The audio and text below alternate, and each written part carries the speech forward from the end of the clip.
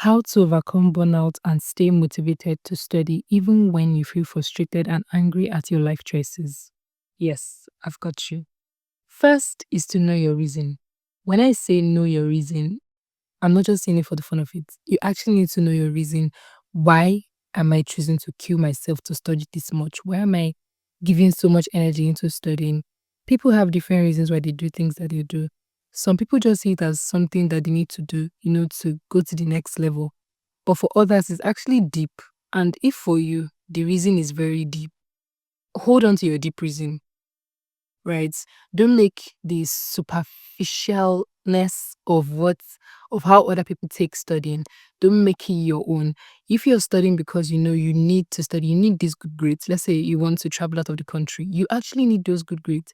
So don't um emulate others in they are being superficial, if you get what I mean. So hold on to your reason, hone your reason, understand your reason. And when you understand your reason, it it won't be so frustrating to do this thing because in your mind you know that okay, this is what I'm looking up to.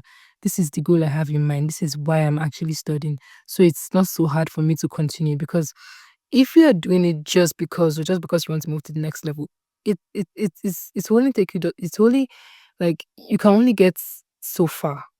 I don't know if you get what I mean. You can only go so far by just being superficial with your reason, right? So I want you to know and understand your reason why you are studying and why you are doing anything that you're doing. It doesn't even have to be studying, it can be your work. Why am I doing this? Like what's the big goal? What's the umbrella goal? If I could put it that way. Right. So knowing your reason will reduce the burden of frustration and the heavy weight that you feel or reduce the heaviness on your heart when it comes to actually studying. The second thing I have here, because I actually did write them down. Second thing I have here is to have a schedule and run with routines. I've said it time and time again. I mentioned it in my time management video that the power of routines, I've not seen something that would overcome it.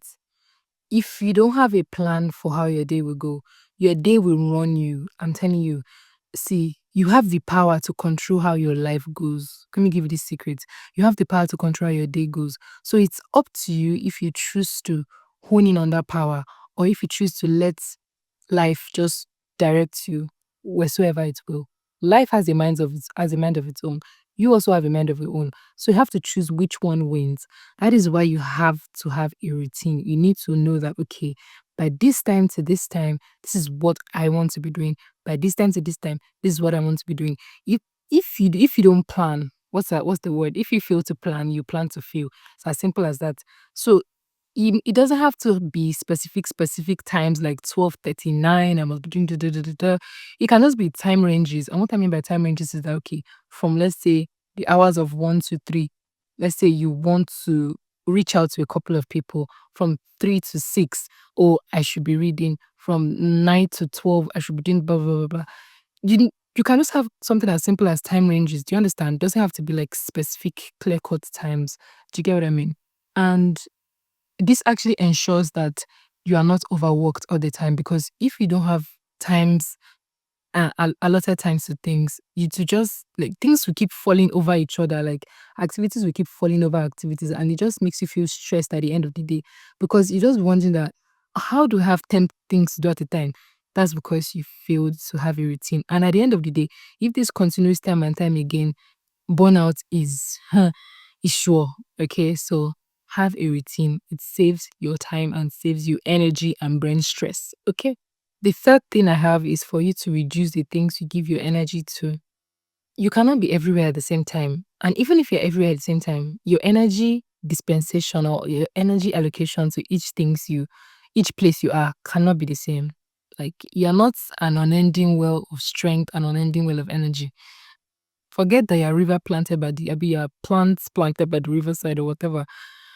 You can't do everything. Okay, you can just understand and know that fact. Your strength is limited. Your strength has a cap, right? So that's why you have to be smart. Yeah? For everything under the sun, the Bible says it's for everything under the sun. There's a specific time. So that is why you should limit the things that you want to do. Note that okay, these are the things that I can manage for now. These are the things that I can manage to give my energy to. Because if you decide to give yourself to everywhere at every time You will not have your own time, and you will not be able to, what's the word? You're not able to, you won't be able to even see the things you have to work on. Yeah. You won't be able to see that, okay, this is where I'm deficient in my life. This is where I'm okay. This is where I'm so and so. Because you are busy giving your energy to every Tom, Dick, and Harry. Not every person, not every place, not everything needs your time, right? You need to cut some things off. You need to cut some people off. Why are cutting people off? Because that's the common thing now. Cutting people off. Why are cutting people off? Cut activities off. Cut things off. Cut cut things that are not adding to your life, cut them off. I'm telling you, it will save you the brain power and the brain stress, because nothing you do is nothing you do is truly just superficial. It takes part of your time, it takes part of your stress, it takes part of your stress, it takes part of your brain power, it takes some sort of exertion to do, right? So be smart with how you give your time and how you and what you choose to delve into, basically. The fourth one I have here is for you to attend to any external factor or stressor that is stressing you. So this can be a person or a thing. This can even be situations, arbitrary things. You cannot be thinking of, oh, I've not forgiven this person. You cannot be carrying the burden of unforgiveness and be expecting to give your all into studying. It does not work that way. Your brain, your emotions, they work together. It's not separate body. Everything is inside you. Both your brain, your emotions, your everything, all your thinking is all in you. So everything has to work together. Everything has to align for everything to work together. I don't know if you understand what I'm saying. Ensure that you balance whatever emotional thing is holding you down, whatever thing that, whatever hard cross you're carrying, whatever heavy thing, whatever emotional thing you're bagging, whatever emotional baggage you have. I really don't know how to explain this, but I hope you understand from all of my rambling. Ensure that you settle anything, right? That you think that, okay, this thing will make me give my 100% to studying. This thing will make me give my 100% to going to school, to doing my assignments, to doing everything I need to do, right? So that is very important, and I want you to take note of that. The last one is for you to rest when you feel overwhelmed. Rest even when you're not overwhelmed, but most importantly, rest when you feel overwhelmed, because there is a fine line between feeling just tired and falling into complete burnout. Honestly, from, oh, I'm tired, I'm tired, I'm tired. Next thing you know, you are having complete, you don't want to do anything again. It starts from something so simple. People just feel like, oh, burnout lands on you and falls on you just like that. It's a lie. It's a progression. It starts from the daily, oh, I'm so tired. Tomorrow, oh, I don't really feel like doing anything. Next tomorrow, you have another complaint. So from little nudges of your body is our bodies are very they are important newscasters. They tell you when there is already there's even a little discomfort, your body will let you know. So you cannot say you do not know you were tired. It's not possible. Nobody can say that. Your body tells you whenever it's about to fall into problems, right? So ensure that you're taking the much needed rest. Don't end your life just because you want to get a degree, just because you want to get a job so bad. Nothing I say, nothing I repeat is more important than your life. Okay. So ensure that you're resting, because you don't want to get to a stage where where you have to compulsorily seek medical advice over what a simple 6 to 8 hours of sleep should have done. I don't know if you get what I mean.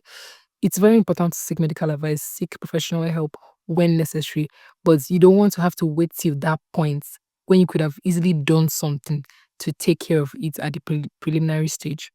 Okay, so those are the five most important things that have helped me to overcome burnout and help me to stay on track. For most of the times, I'm not always 100% energy every time. Today now, I first I got back from school, I don't think I've really done anything. I've been on my bed scrolling and doing unnecessary things, but these are the things that keep me focused for most parts. Okay, for the most parts, these are the five things that keep me on track.